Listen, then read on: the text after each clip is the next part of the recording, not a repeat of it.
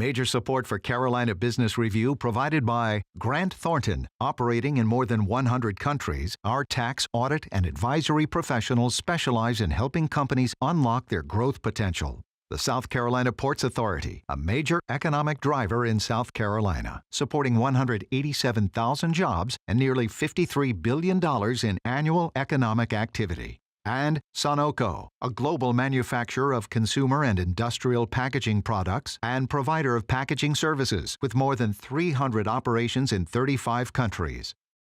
So metaphorically, we are now sailing in uncharted waters, so to speak. Recently, the stock market, as measured by the Standard & Poor's 500, passed a serious milestone. It's the milestone for the longest-running bull market in U.S. stock market history. Why is that meaningful? The stock market is generally accepted as a 6 to 12-month leading indicator of economic activity. Welcoming into the longest running and the most widely watched source of Carolina business policy and public affairs here in the two states. So this current stock market is forecasting continued good economy and expansion in the near term. So rhetorically, I guess the question would be, why worry? Well, with the fall season in sight and attention shifting from vacations back to business, there will be plenty of scrutiny to try to answer that question. Joining our dialogue later on, the CEO of the Greene Group, Tana Greene. Gratefully acknowledging support by Blue Cross Blue Shield of South Carolina, an independent licensee of the Blue Cross and Blue Shield Association. Visit us at southcarolinablues.com. The Duke Endowment, a private foundation enriching communities in the Carolinas through higher education, healthcare, rural churches, and children's services. Barings, a leading global asset management firm dedicated to meeting the evolving investment and capital needs of its clients. Learn more at barings.com. On this edition of Carolina Business Review, Benjamin Teague from Biltmore Farms LLC, Rick Todd of the South Carolina Trucking Association, and special guest Tana Greene, CEO of Greene Group.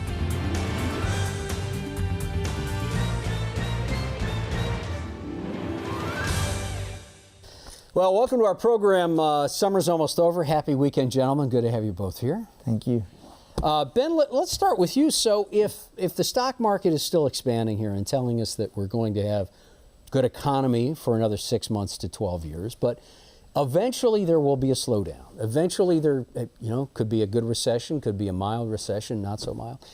How do we need to start thinking, knowing that there will be something besides growth, and great times all the time? How do we need to start planning for that? Yeah, I think there's a couple different viewpoints that you could take. One is from the company side, and then communities can plan for this as well as they see a slowdown in activity. From the company side, I think you already are seeing them starting to store cash and to beef up their balance sheets in that way. And maybe they start to move from a real estate perspective, from owning and putting out that capital in the very beginning to maybe leasing and starting. And I think if you look at the state of North Carolina's economic development pipeline, you're seeing an expansion in lease opportunities and companies that are looking for that right now. So I think companies are already starting that preparation. And times are still good, so they're still wanting to do that business, but they're wanting to be prepared. And then companies, and then communities being resilient and having a plan for what I call as the 2-month economic development plan, the 2-year economic development plan, and the 20-year economic development plan. The 2-month being what's in our pipeline right now and how do we win that next visit. The 2-year being what strategies are we taking to put more projects in the books for our community. And then the 20-year is looking at what does our workforce look like 20 years from now? What are the health concerns? What are some of those social determinants that we have right now for our kids that will be our workforce for tomorrow? I think you have to take a look at all of those different pieces in order to be resilient for those good times and bad times. So Rick, trucking, this is not going to be a surprise to you. You've seen more than a couple boom and bust cycles, and trucking and transportation are out on the edge of this cycle. When things slow down, truckers feel it. Transportation firms feel it. In the industry, what's kind of the dialogue now that's gone on to say we've had almost 10 years of a great economy, but we know it's going to be coming. So how do truck and transportation firms plan for this? It's kind of hard for our guys to get it just right. Either they've got too many trucks or they don't have enough trucks. And when I say trucks, I really mean drivers, because you can't move that truck without the driver behind the wheel. You've got to have a safe, qualified, experienced driver. So that's all businesses really now talk about is workforce, qualified, skilled workers. It's particularly acute with trucking because we are covered up with freight demand right now. The economy is very strong. They're turning down loads. They're picking and choosing now who they want to haul freight for. It's a trucker's market, but they've got to find the drivers to put behind the wheel. They can get the trucks. They can buy them even though they're 8 months, 9 months, or a year out in terms of their ordering cycle. To deliver a truck? Yeah, to get a new truck made. The OEMs are just covered up with orders. We're in record, purchase replacement cycles, but you've still got to have that human being behind the wheel. So would you call it a crisis situation in finding truckers? You don't want to overstate it, cry wolf, but it's borderline crisis. I think we're starting to see the capacity crunch slow down the velocity of the supply chain, and when that happens, that has ripple effects across the country. It just slows the potential down. We've heard about this for a long time, and that's this whole idea of a worker training. We don't have enough of the qualified workers to take the jobs in the case where you talked about the truckers. But it's not news to you either, Ben. Western North Carolina, sure. Asheville, same problem. Can't find enough people. So when do we hit a tipping point, and when does it become we really don't have enough people, we can't be competitive, we can't find the PhDs or even the undergrads or no grads to find the jobs we're trying to take? When do we hit that critical point? That's a good question. I think when companies start to look at other locations versus here for their talent, and all across the nation, it used to be location, location, location, and now it's talent, talent, talent. Mm-hmm. And those companies are moving to where that talent is available. And there's great areas across North Carolina and South Carolina that have that talent base. While it might be thin, I think that we have a great future. And if you look at the next 10 years, just in a handful of states, 50% of the nation's growth is supposed to happen in Florida, Texas, North Carolina, and Georgia. Mm-hmm. That's a great position for us to be in for talent for the future. Rick, let's talk a little bit about the overland business, trucks on surface roads. And when it's not going to be a surprise to anyone who watches the program, or you all, or any of us with an earshot or video of this, but we've got congestion. Serious congestion in almost every metro during rush hour, during the weekends. It's hard to move around. Yeah. I-26, I-40, I-95. Take your pick wherever you drive. I-77. It's always congested. So I want to talk about Charlotte region just for a second, because the I-77 expansion has been particularly acute and sensitive and tender between those who oppose it and those who support it. Lately, there has been some opposition and criticism that if we don't get I-77 right, meaning that region doesn't get those two toll lanes right, that truckers are going to stay away from I-77 corridor, and it could be punitive to the Charlotte region. Do you buy the fact that trucks would stay away from a new road because it has tolls and just to general purpose? Well, trucks don't joyride. They're there for a reason. They're filling a customer's demand, so they're going to price it out and they're going to route it out to take the most efficient, safest route possible. If that particular route is the safest, most efficient, least costly route to use, they're going to take it. And with real-time capabilities, telling them if conditions have changed, they may have some alternative. More than likely, they're still going to use that route, but they don't want to have to pay a toll where they haven't before. If they're not allowed to drive in toll lanes and trucks are relegated to drive in general purpose lanes, would that be a headwind for a trucker to say, maybe I'll find another route? It could be, because if toll lanes are optional and people opt not to pay the toll and stay in the slower lane, then the trucks are relegated to those lanes, then that means there's more congestion, more of a bottleneck. It could be that if their customer would be willing to pay the toll charge and they could then use that and speed through, they would probably like to have that option. But generally, truckers, if they have the option, they're not going to pay that toll lane because they may have a hard time getting that cost back. But on a point, if you're going through and not getting off, the safest place for the truck to be is away from where the people are getting on and off and changing lanes. So it's usually the inside lane. Yeah. The Carolinas both have, South Carolina DOT, North Carolina DOT have firm plans in place for expansion. Build NC is about a $3 billion transportation plan. Ben, is that going to take a lot of the heat off the near-term transportation issues? I think temporarily. I think with the population growth that is expected, that's one component. And then you look at how much money do we have right now. And I think the figure is only NCDOT only has 17% of the funds to fulfill the need right now. So it's a very low percentage. And then if you look at the future, what is our capacity to have more dollars? And I think you see that going down as you see the gas tax and people going to other innovative transportation technologies. You're seeing that go down. So I think we have to do something now in order to stint that concern. Yeah, good way to put it. Gentlemen, stay with us. We're going to bring our guest on in just a moment. Promises to be a good dialogue.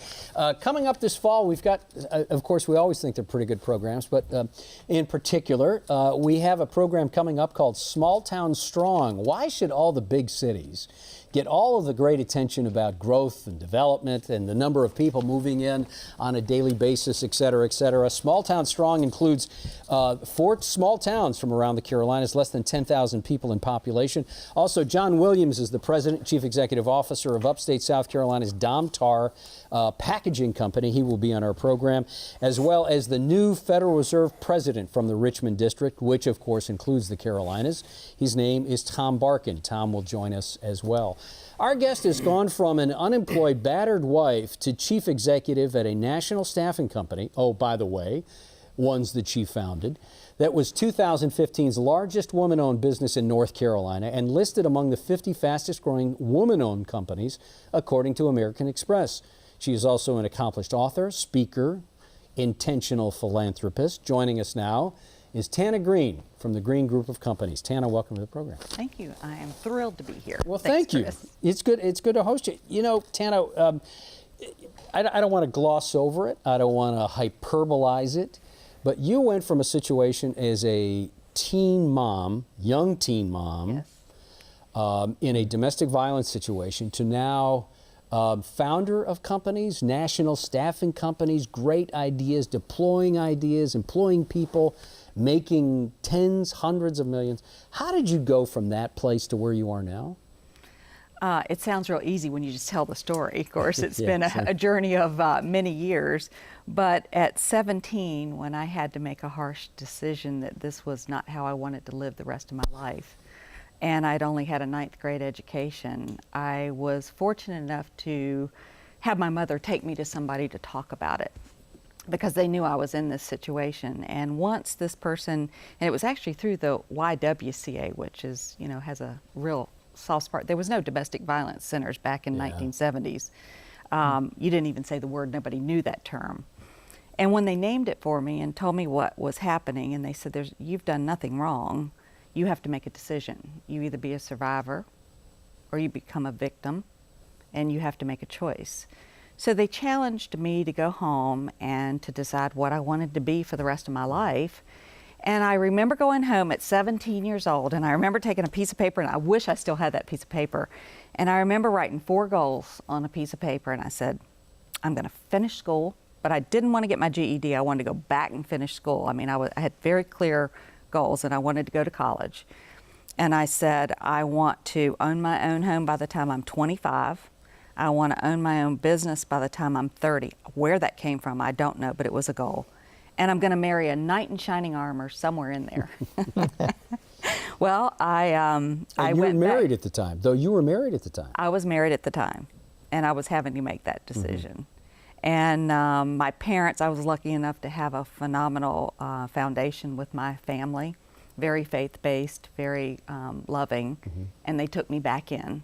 and I went back to school, finished in the classroom. So I had 3 years to finish my high school. I did it in 2, in going to night school and summer school and everything I had to do to finish that. And then I didn't have time for 4 years, so I went to secretarial school and learned shorthand and typing in 9 months. So I went out and started becoming a secretary. And the school that I went to, which was a secretarial business school back in those days, called me up and said, we would like for you to come back and work for us because of what it's done for you in your life. Help us help others. So I became an admissions director at a college. Well, I took that school from 60 students to 600 students, and I bought my first house at 22.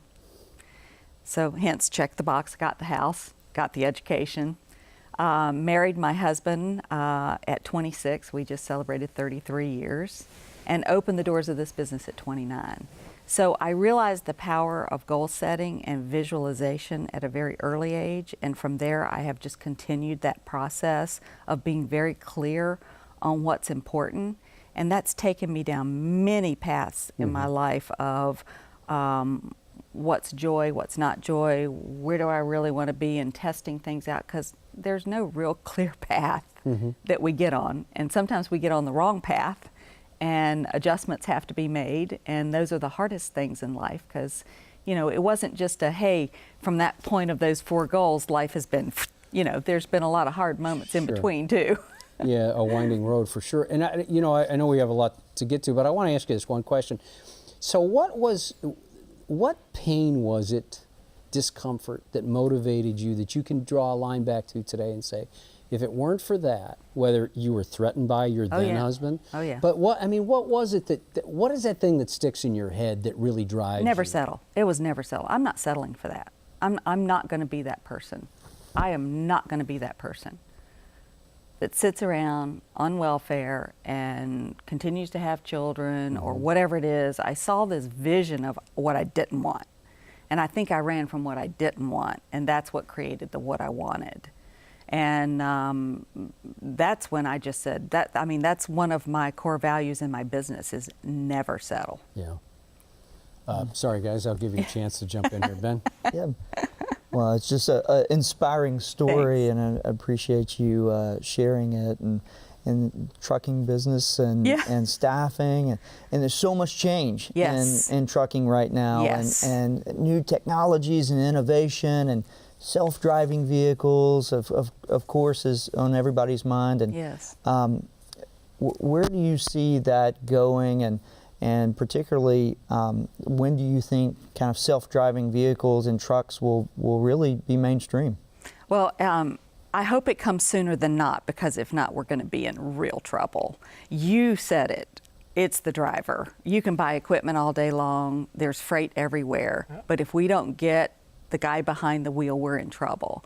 And ATA spoke and said, American Trucking Association spoke and said, if we hit 175,000 driver shortage a day, we will be in economic crisis as a country, because you will not get product to shelves. When you don't get product to shelves, you have economic crisis. We're at 63,000 now and growing. The prediction is we'll be there in 2023 at the rate we're going. The average age of the driver is 54.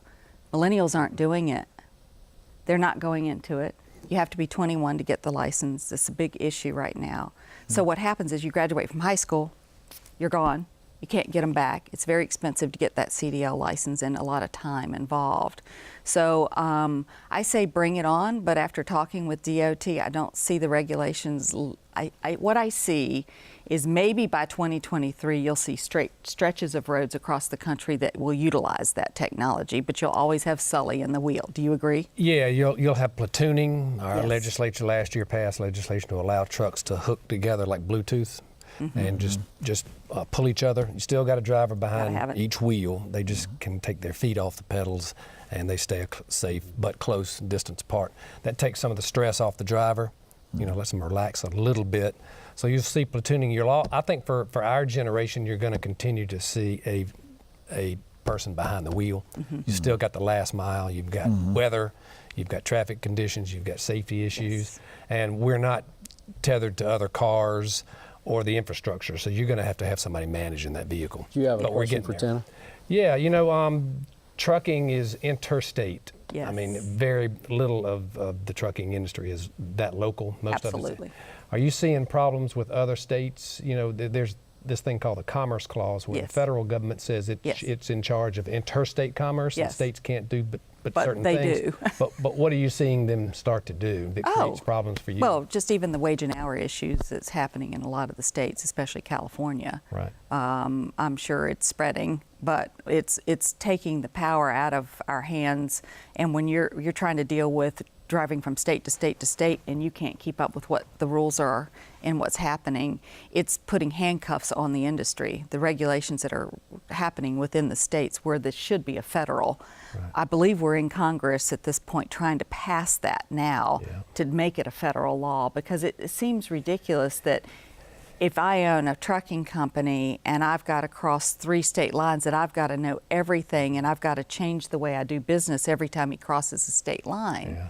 And if I don't, I can be caught up in a class action suit because I didn't make sure I put on his time card that he had a 5-minute break. I mean, it's crazy what's happening out there. Well, So something's got to give, though, Tana. Don't you think? I mean, so is this about what if the wage for the trucker went up? Would that bring more people into the business, guys and gals? I think that has to happen. I think it is happening now. I'm seeing it happen. I'm seeing wages go up every week. It's going up. It's not. Used to be we'd look at it yearly, and then we'd look at it quarterly. Now we're looking at it weekly for driver pay. So if I get a driver request and I put it out there and I can't fill it, I go back to the company right away and say, you need to offer $1 or $2 more hour if you really want me to try to find somebody. And we're doing this weekly now. So it's ramped up very quickly. We've gone from what 17 used to be good is now 22 or 25 in San Francisco. It is amazing what's happening. The industry is so diverse. Yes. You've got dump truck drivers, log truck drivers, fuel haulers, local, long haul. Some touch the freight, some just simply drive. Some pay by the hour, some pay by the mile, some percentage of the load. It's all over the board. There's so many variables. 28 different pay and methods. Each sector is looking at how to attract that driver. It's a lifestyle issue. It's don't make them stop and wait to load and unload. You got to give them access to restrooms. Car drivers have to quit being so distracted around them and scaring the drivers. You got to eliminate the freight bottlenecks, the traffic problems for them. So that there's so many things have to happen to make it more attractive on top of just pay. We could spend a whole day. 3 or 4 programs talking about trucking, and it is important. Let me come back to your core business. Let's talk about staffing for a minute. When you look at the tea leaves around staffing, what do you see? What do you see about employment? What do you see about the economy? What do you see about the near term in general? Well, I can tell you we can't do what we've always done. What does that mean? You cannot expect the way we've done things for 50 years, the hourly worker, and I'm talking hourly because that's the only experience I have. I'm not talking professional because I'm in warehouse, distribution, truck driving. That's it. So that's the only thing I'm going to come from here. We expect that people want to work 40 hours a week and mandatory overtime. Guess what? The majority of the population are millennials. They don't work that way. Wake up. Doesn't work anymore. We have got to stop doing what we've been doing. And that is the new benefit to these people are flexibility. And everybody goes, well, how do you do that? Well, at My Work Choice, we figured out a way to do that. And we've built technology around it, and we let the employee have the control. Well, it's scaring the heck out of the employer because they're going, no. I have control over my driver. I have control over my employee. No, you don't. And if you think you do with 100% turnover or 49% turnover in the manufacturing arenas, you don't. The minute you give them control of their own schedule and their own life, we have found that we have eliminated overtime in the manufacturing and distribution areas where I'm doing this. We have taken turnover down to less than 5%, and we have a 100% show rate. Wow. It's insane when you give the power. You just have to have twice as many workers ready to go. Ready to go. That's the difference. But Tana, so I know you'll agree with this, but the company wants to have control over the worker that represents that company or is working on the shop floor. They want to know that they're pre-trained, production ready, and been screened for their company. Would you care if it took 10 workers to get the job done that usually took 5? Do you really care if they're qualified? I would care about the cost structure No, it's the of same the 10 cost. versus In 5. fact, it's cheaper because you don't have overtime anymore. Okay, I'm sorry, they're telling me I'm so Yeah. involved in this. Sorry. We're out of time. Thank you for being on the program. Thank you. It's exciting. We'll just have to keep you hanging. Thanks for being on the program, Thank Tana. you. Nice to see you. Rick, good to see you. Be careful on the roads. Thank you. I'm glad You you too. taught us some valuable stuff. Nice to see you, Ben. Come It's back, good to see please. you. Thank you. Until next week, I'm Chris William. Good night. Thanks. Major funding for Carolina Business Review provided by the Duke Endowment, Barings,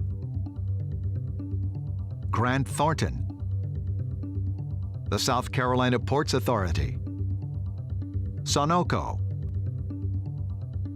Blue Cross Blue Shield of South Carolina, and by viewers like you. Thank you. Promotional consideration provided by Business North Carolina Magazine. For more information, visit carolinabusinessreview.com.